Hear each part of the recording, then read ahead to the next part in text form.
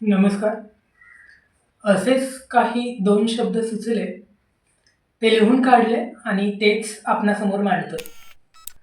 त्यामध्ये चांगले वाईट, बरोबर चुकीचे यावरील माझे दोन शब्द, परिवार, शांतता, स्वप्न, यश यावरील दोन शब्द, निष्काम कर्म, इतरांच्या मतावर माझे मत, स्पर्धा परीक्षेची तयारी करणारी किंवा आवड म्हणून तो अभ्यास करणारी मुलं व संगत यावरती दोन शब्द मांडतो. प्रथमतः चांगले वाईट, बरोबर चुकीचे यावरील माझे दोन शब्द आपणासमोर मांडतोय. तर कोणतीही व्यक्ती किंवा गोष्ट ही पूर्णपणे चुकीची किंवा पूर्णपणे बरोबर नसते. सक्सेस, चांगलं वाईट, काय बरोबर काय चुकीचं यांची व्याख्या बऱ्याचदा आपण आपल्यावर असलेल्या सामाजिक प्रभावावर, बहुतांश लोक त्याबद्दल काय म्हणतात त्यावर करत असतो. व्यक्तीच्या बाबतीत विचार करता कोणतीही व्यक्ती वाईट नसते. व्यक्तीची कृत्य चुकीची असू शकतात. एका सैनिकासाठी देशसेवा, त्याचे रक्षण ही त्याच्यासाठी अभिमानाची बाब असते. तसेच एका दहशतवाद्यासाठी दहशतवाद करणे, लोकांना मारणे हे त्याला चुकीचं वाटत नाही. त्याच्या दृष्टिकोनातून ती गोष्ट योग्य असते, कारण तशी कमांड त्याच्या माइंडमध्ये सेट झालेली असते किंवा ती केलेली असते. त्याचा विचारप्रवाह त्या दृष्टिकोनातून वाहत असतो. जर एखाद्या यंत्रमानवाने माणसांना मारण्याची सुरुवात केली तर तो रोबोट फार वाईट आहे, तो दयाळू नाही असं आपण कधीही म्हणणार नाही. पण का? फक्त तो निर्जीव आहे म्हणून का? नाही. कारण आपल्याला माहीत असतं की त्याला ती कमांड देण्यात आलेली असते. एखाद्या यंत्रामध्ये तशी कमांड देण्यासाठी त्यामध्ये कोड टाकावा लागतो. त्याचप्रमाणे मानवाच्या बाबतीत बघितलं तर मानवासाठी त्या कमांडचं काम विचार करत असतात. चुकीचे विचार भरले की व्यक्ती चुकीचे कार्य करते, जसे दहशतवादी कृत्य. यानंतर परिवार, कुटुंब, शांतता, स्वप्न, यश यावर बोलू काही. घर पाहिजे घरासारखे, नुसत्या काचेच्या VIP भिंती नको. घर पाहिजे शांततेचे, नुसत्या काचेच्या VIP भिंती नको. आपुलकी प्रेमाच्या भिंती असाव्या, कष्टाचे छत असावे, माणुसकीचा दरवाजा असावा, प्रकाशाची खिडकी असावी आणि कृतज्ञतेची घराची जमीन असावी. बरेच घरे बघितली म्हणजेच कुटुंब. त्यात मला आनंद तिथेच दिसला जिथं शांतता नांदते, जिथं पती पत्नी प्रेमाने राहतात. असेच कुटुंबे समाधानी व आनंदी वाटले. पैसा आणि श्रीमंती या बाबी आनंदासाठी मॅटर करत नाही हे कळून चुकले. आपण जेव्हा म्हणतो राष्ट्र प्रथम, तेव्हा आपल्याला हे क्लिअर असतं का की राष्ट्र म्हणजे काय, देश म्हणजे काय? केवळ एका भौगोलिक सीमांनी आखलेले क्षेत्र म्हणजे राष्ट्र का? तर ही अतिशय व्यापक अशी व्याख्या थोडक्यात सांगण्याचा प्रयत्न करतो. आपण म्हणतो माझ्या देशावर प्रेम आहे. मग ते प्रेम नेमकं कशावर? जर 47 नंतर पाकिस्तान भारतापासून वेगळा झाला नसता तर, आणि समजा आज भारताने पाकिस्तान सोबत युद्ध केलं, तो प्रदेश आपल्या ताब्यात घेतला, भौगोलिकदृष्ट्या पाकिस्तान भारताचं एखादं राज्य बनलं, तर माझ्या देशावर प्रेम आहे असं म्हणत असताना भारतात नवीन सामील झालेल्या पाकिस्तान राज्याला आपण वेगळं ठेवू का? माझ्या देशावर प्रेम आहे, पाकिस्तान हे राज्य वगळता असं आपण म्हणू शकू का? मुळातच नाही. पण का? भौगोलिकदृष्ट्या त्या देशावर आपली सत्ता प्रस्थापित झाली म्हणजे तिथले लोक बदलणार आहेत का? त्या लोकांची मानसिकता बदलणार आहे का? मग पुढचा प्रश्न निर्माण होतो की तशा मानसिकतेची लोक भारतात नाही का?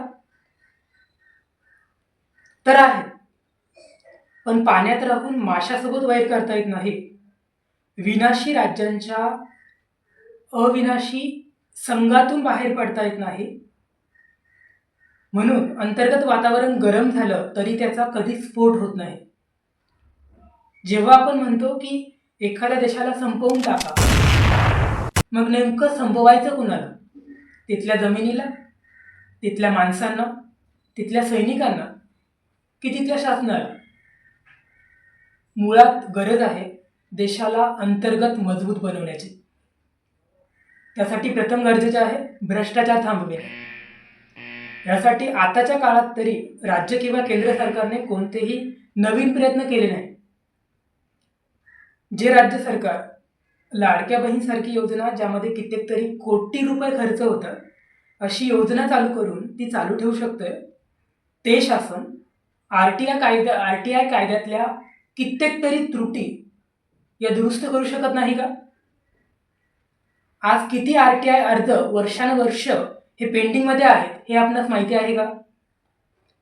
आता अशा कायद्यातील त्रुटी आणि माझ्याकडील पुरावे सांगत ते सिद्ध करत गेलो तर एका चॅटमध्ये लिहायला देखील जागा पुरणार नाही.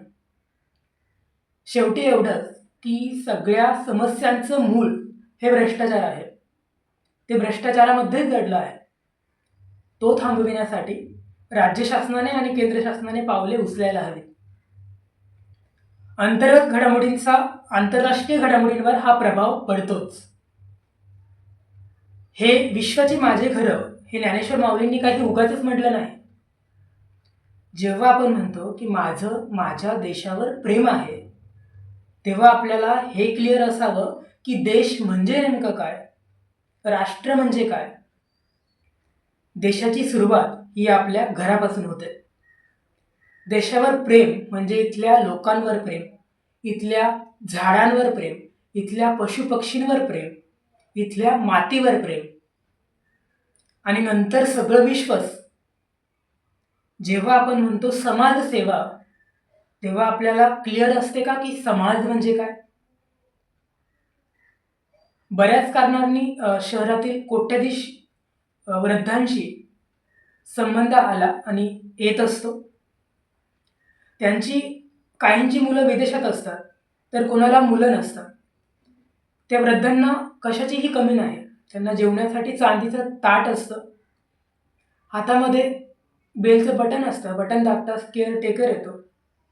तरीही जीवनाला कंटाळलेले, हताश झालेले, त्यातील कोणी जिल्हाधिकारी होते, कोणी बँगलोरमधील मोठमोठ्या कंपनीचे मॅनेजर होते, असे शहरातील आणि गावातील बरेच वृद्ध जवळून अनुभवले आणि त्यांचा एक प्रकारे तुलनात्मक अभ्यास केला.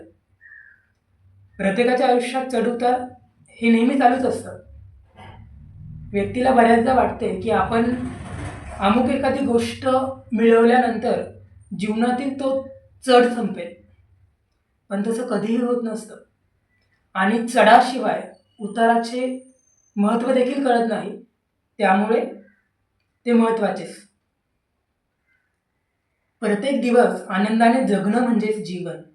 कोणालाही माहीत नसतं की कोणता दिवस या पृथ्वीवरील आपला शेवटचा दिवस असेल.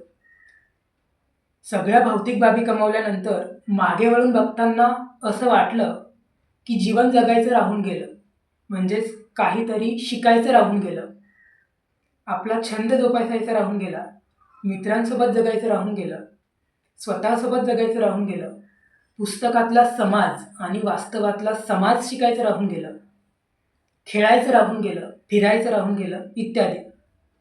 म्हणजेच जीवन जगायचं राहून गेलं. तर इतर आपण काहीही कमवलं तर त्याला काही अर्थ उरणार नाही. मला तर सक्सेस ही एक प्रक्रियाच वाटते, एखादी घटना नाही. जर सक्सेसची व्याख्या आपण बहुतांश लोकांना काय वाटते यावर करत असू तर त्यापुढे आपण प्रश्नचिन्ह लावायला पाहिजे. आपल्याला स्वतःला वाटतं का की आपण कालपेक्षा आज काहीतरी नवीन शिकलो, आपण काहीतरी वेगळं कमावलं, तर तेच यश. प्रत्येकजण पळतोय स्वतःच्या प्रगतीमागे. पळता पळता त्याला जगण्याचा विसर पडतो. मग प्रगती म्हणजे काय? याचा कधी विचारही कोणी करत नाही. जगण्यासाठी पळायचं की पळण्यासाठी जगायचं. नंतर बघूया निष्काम कर्म. कर्मण्यवाधिकारस्ते मा फलेषु कदाचन. असं गीतेत म्हटलं आहे. ते तंतोतंत बरोबर आहे आणि ते अतिशय आपल्या जीवनाशी रिलेट होतं. कोणतेही काम करताना त्यापासून मिळणाऱ्या फळाची अपेक्षा करू नये. प्रत्येक प्रयत्नाला यश मिळत नाही, परंतु प्रत्येक यशामागं तो एक प्रयत्नच असतो. त्यामुळे व्यक्तीने फक्त चालत राहावं, चालणं थांबवू नये. व्यक्तीने मुक्त भरारी घ्यावी, आपले छंद जोपासावेत, जे शिकायचं आहे ते शिकावं.